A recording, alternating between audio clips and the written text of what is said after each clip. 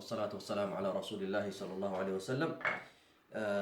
maanta insha allah waxaa idin tusin doonaa daawadii caloolbaxa sida loo sameeyo. dad badan waxa waaye oon la xiriiray xoogaa qaladaad ayaa ka dhacay. waxay garan waayeen sida laiskugu qaso iyo sida maaragtay laiskugu toosiyo insha allah. marka waxaan rabaa inaan idin sheego intaanan maaragtay aan isku qasin waxyaalaha oon ka sameyno daawada caloolbaxa.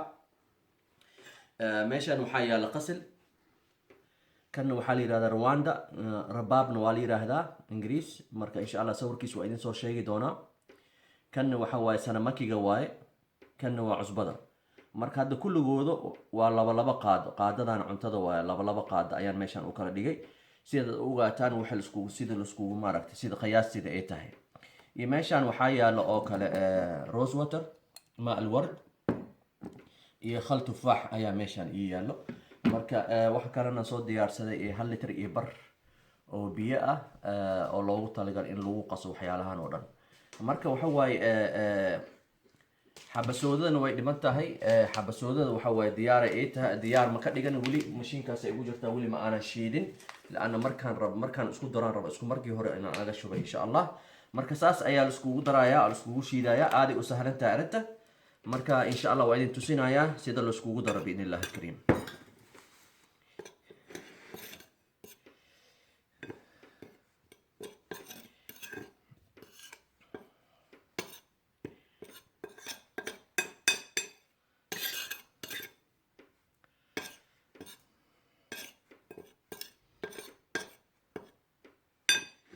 marka waa kana waxay dhan biyahaanaad ku shubaysaa.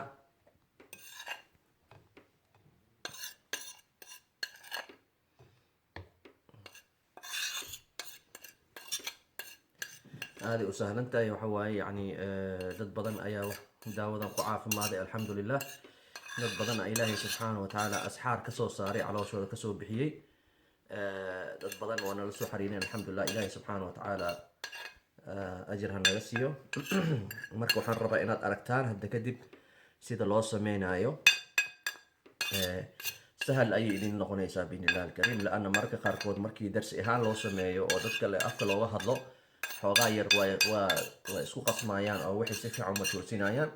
dadka qaarkoodna waxay u badan yihiin dad aada u jiran oo wixii maaragta xataa loo ogoleen sida inuu si sax u qaso.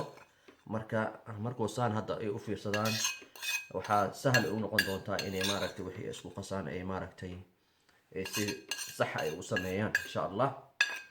marka waa kana waa dhammaaday wixii oo dhan meeshaana ku shubay. waxaana waa sabab ilaahay subxaana wa tacaala waxa waaye daawada in la raadsada ilaahay subxaana wa tacaala waajibu noogu dhigay. marka qofka mu'minka asbaabta oo caafimaadka oo ku hela waa inuu raadiyaa. wixii ilaahay caafimaad aan ku darina caafimaad ma noqonayo. laakiin isca waa inaad dhaqaaqadaa oo maaragta caafimaadkaaga meeshuu ku jiro aa raadisaa. geedahana la cabayna wax side effect ma leh, kulligood waa natural waay. waa wax caadi ah oo la siin karo qofka maaragtay.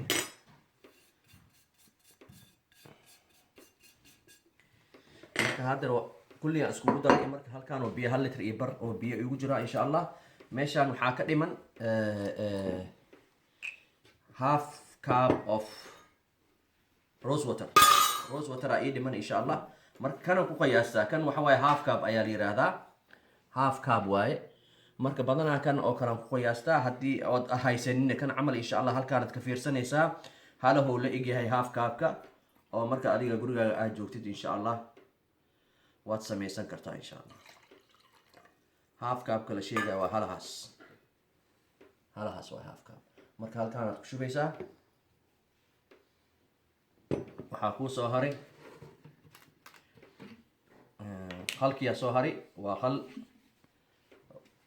tufaax waaye. marka asagana intaanad ku shubaysaa half cup.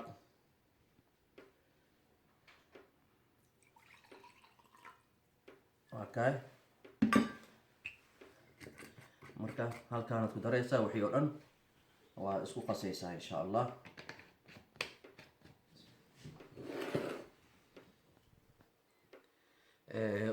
waxaa kaloo jira insha allah in la ilow ma aha aayadoonka qur-aanka in lagu akhriyo waayo cabitaankani aayadoonka sixirka lagu akhriyo hadduu qofka yaqaano haddaanan garanayn waxaad ku akhrinaysaa aayadoonka oo sixir aayadoonka oo maaragtay macawdateynka qul allahu axad qul acuudu birabbi nnaas aayat alkursi faatixada awaakhir suurat albaqara aamana arasuulu iyo waxaad kaloo ku akhrin kartaa insha allah aayat alkursi aad ku akhrinaysaa waxaasoo dhan aad ku akhrinaysaa insha allah waxa waaye dadka qaarkood waxay sameeyaan markuu biyo oo caadi yahay biyahaasay ku akhriyaan dadka qaarkoodna markii saan loo sameeyay ayay qur-aan ku akhriyaan marka waa isku mid aniga weli hadda kuma akhrinin biyahan qur-aan markaan insha allah hadda qaso oon dhameeyo oon diyaar ka dhiga ayaan qur-aan ku akhrinaya marka labadood waa sameyn kartaa inaad biyaha qur-aan aad ku akhriso mise markaad daawada saan aad u qasato aad ku akhriso insha allah marka waxaa la rabaa geedani maaragtay koobkan oo kale maaragta koob weyn inaad soo qaadatid koobkan oo kale inaad soo qaadatid oo maaragta hal koob aad cabtida la rabaa markaad dhamaysid oo diyaar oo noqdo leanna waxa waaye geedkan waxaa la rabaa inuu hal saac oo meel yaalaado marka waxaan sameeyay aniga dhaladan oo kale maaragtay ayaan waxaan ka iloobay waxaan ilownay xabasoodadii aan ka ilooway marka xabasooda waa inaan shiidaa hadda insha allah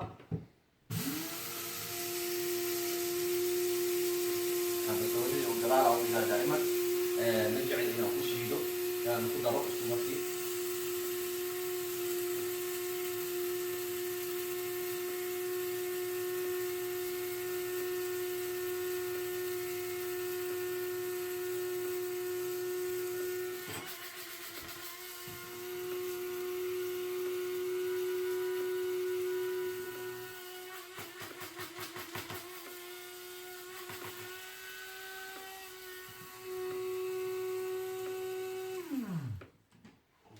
maanta xabasoodada diyaar waay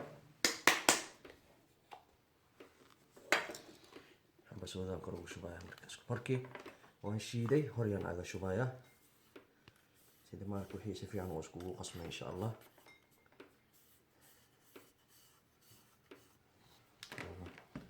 xabasoodaan qasayna marka hadda garaya masha allah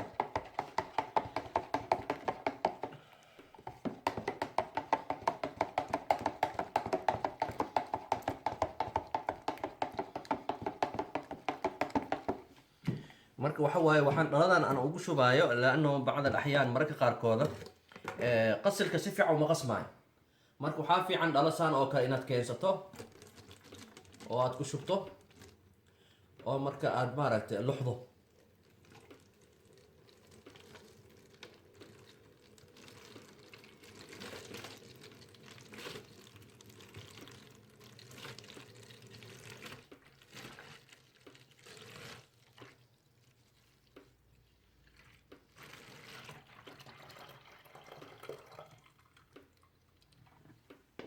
wixii dhan soo baxay ما شاء الله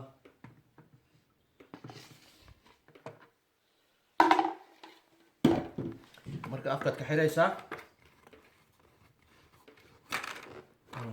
si fiican u luxaysaa marka waa luxaysaa si fiican u luxaysaa bas diyaar uu ku yahay marka waxa waaye meel aad ku dhaafaysaa hal saac kadib marka waxaa la rabaa qofka maaragtay markuu qasto inuu halkii saacba halkaaba u cabo yani markuu hadda ada qur-aan aad ku akhrisid ood meel aad ku dhaafaysaa hal saac oo meel yaalaanaya si fiican u qasmaya hal saac kadib ayaad bilaabaysaa inaad cabto marka waxaa la rabaa markaad bilowdo hal koob oo saan u weyn inaad qaadato marka waa is agdhigaysaa waad ka tegaysaa haddana hal saacaad qabanaysaa hal saac kadib waad soo noqonaysaa haddana hal kaabaad cabaysaa yani hadda kan wuxuu noqonayaa 3 kaab iyo bar oo kale oo koobkan saan u weyn oo kale hadduu yahay wuxuu noqonayaa 3 koob iyo bar marka 3 saacadood mise 4 saacadood iska dhay waad ku dhammaynaysaa marka insha allah waxaadna ogaataa haddii kan aad dhaafto ood meel dhigato habeenkii maaragtay aad meel dhigto subaxdii aad usoo kacdo cabitaankaas waxba kama jira expire ayuu noqonaya waxba kuuma taraayo marka waxba waqtiga iska dhumanin waxaa la rabaa kan inuu ku dhammaado within 5 hours 5 saacadood inuu ku dhammaado ayaa la rabaa hadduu intaas uu dhaafo waxaad arkaysaa dad intay qastaan ayay maalinta dhan maaragta ay cabaynin. maalinta dambe hal koob intuu ka cabo iska dhaafaya oo meel dhigaya, talaajada gelinaya, fridge-ka ayuu gelinaya. marka wuxuu rabaa maalinta dambe inuu cabo. waxaad ogaataa inuu kaas waxba kuu taraynin, leanna waxa waaye markuu meel geeddaani cabitaanka meel uu yaalnaado calool bixiis waa yaraanaya. dad badan ayaa saas sameeyey oo faa'iido aan ka helin. marka iska ilaali insha allah. markaad qasato isla maalintaas waa inaad dhamaysaa oo habeenkii kugu baryin. waxaa la rabaa waqtigaas aad maaragta aad samaysatay inaad 5 saacadood mise 6 saacadood dhexdooda inaad ku dhamaysa insha allah. marka saas ayaa la rabaa. baaraka allahu fiikum. cabaysaa laakiin qur-aanku waa inaad ku akhrisaa intaadan cabin. marka intaas ayay maasha allah ay naga tahay insha allah. marka daawada halahaas waay. 1 litir iyo bar oo biyo ah, 2 qaado oo qasil ah, 2 qaado oo sanamaki ah, 2 qaado oo Rwanda ah, 2 qaado oo cusbo ah, iyo 2 qaado oo xaba sooda ah, iyo half cup nus cup oo rose water ma alward, iyo nus cup oo maaragtay apple vinegar waa khal tufaax. marka intaas ayaa la isku qasaya insha allah. dad badan ayaa ku caafimaaday. marka insha allah noo soo duceeya insha allah. jazakum allah khair. subxaanaka allah bixamdik, ashhadu an laa ilaaha illa ant, nastaghfiruka wa natuubu ilayk. wassalaamu calaykum waraxmat ullah.